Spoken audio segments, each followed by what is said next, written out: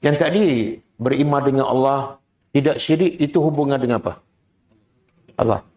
Tak mungkin dia beriman kalau dia hanya hubungan dengan Allah saja.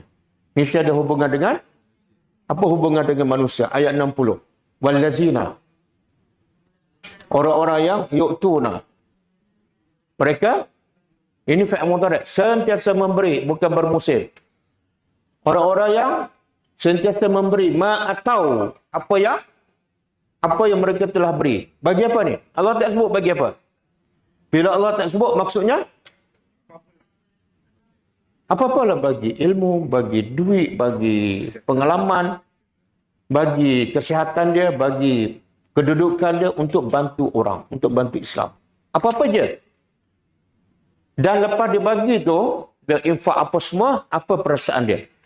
Tadi dia takut pada Allah. Yang kedua, dia beriman dengan ayat-ayat Allah.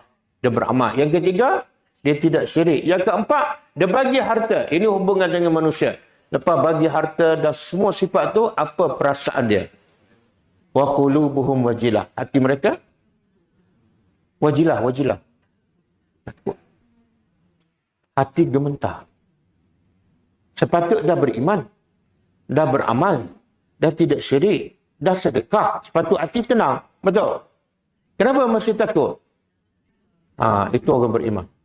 Tak pernah orang beriman dia rasa okey. Tak ada. Ni yang bagi ni. Yang tak bagi, kenapa awak tak sedekah? Saya rasa dah okey dah dengan solatnya. Umrah pun dah 3 kali. Kenapa dia takut ni? Setelah bersedekah. Annahum ila rabbihim.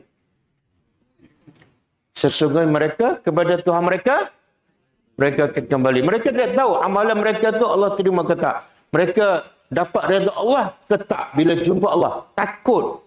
Itu hati mereka wajilah.